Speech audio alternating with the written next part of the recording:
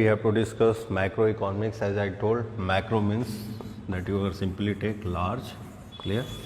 Macro means large, and everybody knows economics is a subject, clear. Large means economy as a whole. आप लिख सकते हैं economy as a whole, clear. मतलब पूरी economy की बात करेंगे, जहाँ पे हम नेशनल लेवल की बात करेंगे, किसी इंडिविजुअल पर्सन की बात नहीं करेंगे, नेशनल लेवल की बात करेंगे, क्लियर. तो यहाँ पे जब हम basic issues study by the economist की बात करें, मैक्रो लेवल के प्रॉब्लम ऑफ एम्प्लॉयमेंट, जैसे हम पूरे कंट्री की एम्प्लॉयमेंट की बात कर रहे हैं, अनएम्प्लॉयमेंट की बात कर रहे हैं, that you are talking about GDP growth, clear. Economic stability की बात करते हैं, मनी सप्लाई, क्रेडिट क्रिएशन, इस तरह की चीज़ें, bank of payment, monetary, fiscal policy, इस तरह की थिंग्स को लेकर जब बात करते हैं, when you are talking about this kind of thing, means you are talking about the macroeconomics, clear.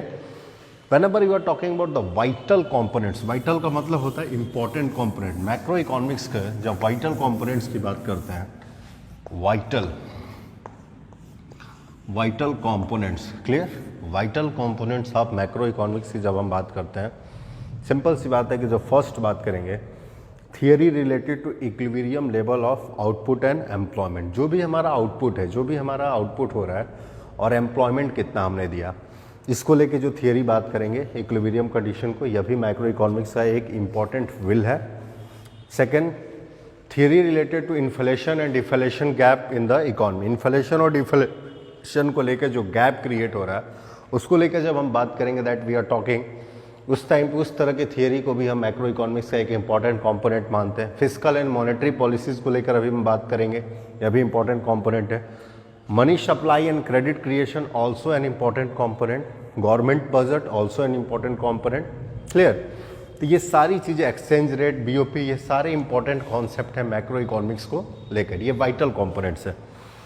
Micro और मैक्रो में आपका सिंपल सा what micro and macro, you all got the concept related. Difference आपका clear हो गया होगा कि micro क्या है और मैक्रो क्या है.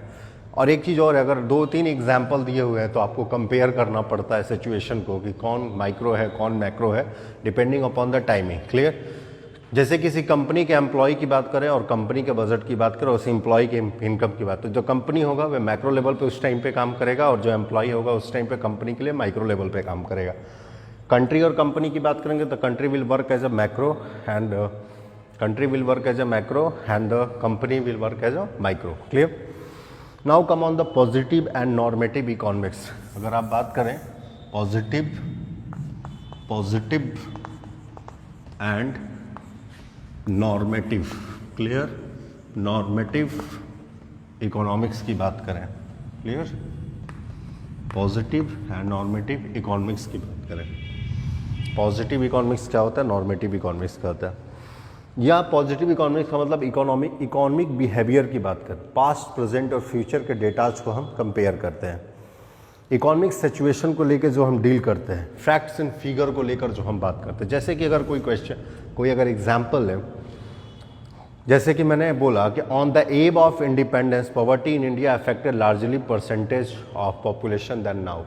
जब हमारा इंडिपेंडेंस हुआ तो आज से अगर कंपेयर के 2020 और 1947 को कंपेयर करें, तो उस टाइम पे 1947 में ज़्यादातर जो पॉपुलेशन था अंडर द पॉवर्टी था, क्लियर, मतलब गरीबी बहुत ज़्यादा थी. तो ये एक स्टेटमेंट हो गया, clear.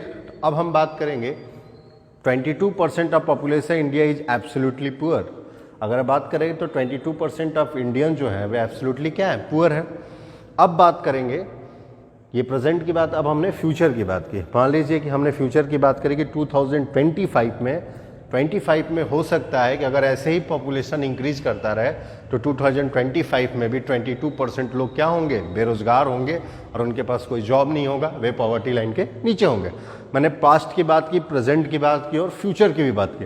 This type of observations, facts और फिगर को लेकर बात करेंगे तो ये पॉजिटिव इकोनॉमिक्स की लिए बात करता है. ये एक बिहेवियर को शो करता है, क्लियर. तो ये जब इसकी कैरेक्टरिस्टिक्स की बात करेंगे, whenever you are talking about the characteristics of positive economics, तो इसका क्या होता है, ये नेचर और एक्सटेंट बताता है किसी भी इकोनॉमिक प्रॉब्लम को लेकर. These statements are based on facts and figure related to the past, present and future. Clear? ये ट्रुथ को वेरीफाई करता है। क्लियर? तो इस तरह की जितनी भी चीज़ें होंगी they are under the positive statement. Now if you can talk about the normative economics that you are talking about the negative economics. Normative economic is the what ought to be. What ought to be मतलब इसका क्या हुआ? Opinions के लिए dealing करेगा।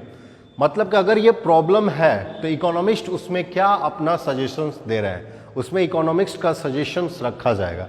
उसमें facts और figures पे बात नहीं होगी, उसमें इकोनॉमिस्ट के सजेशंस को रखा जाएगा। जैसे कि क्या हुआ, हर एक इकोनॉमिक प्रॉब्लम के लिए इकोनॉमिस्ट सोल्यूशन देगा। क्लियर?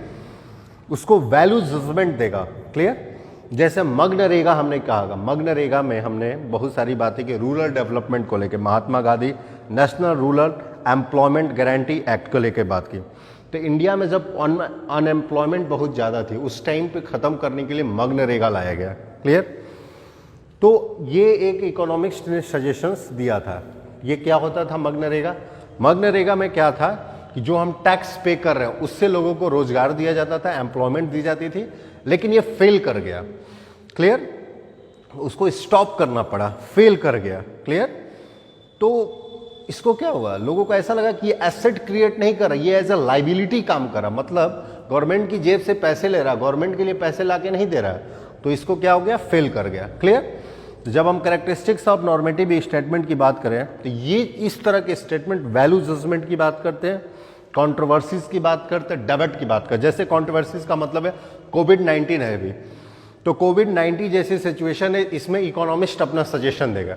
कोई भी इकोनॉमिस्ट बताएगा कि आपको ऐसे नहीं ऐसे करना चाहिए था।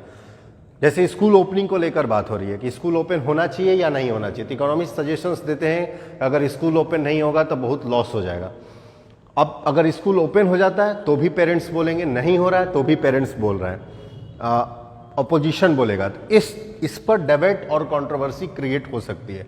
लेकिन अगर ऐसा हो दैट गरीबी की लेके बात कीजिए कि पहले क्या था आज क्या था, तो लोग इस पर डिबेट नहीं करेंगे। क्यों नहीं डिबेट करेंगे? कि यहाँ उस तरह की इकोनॉमी में हम बस अब फैक्ट्स एंड फिगर रियलाइज करें, एनालाइज करें। कोई भी इकोनॉमिस्ट पास्ट के लिए कोई काम नहीं करेगा, वे पास्ट को देख के प्रेजेंट के लिए काम करेगा।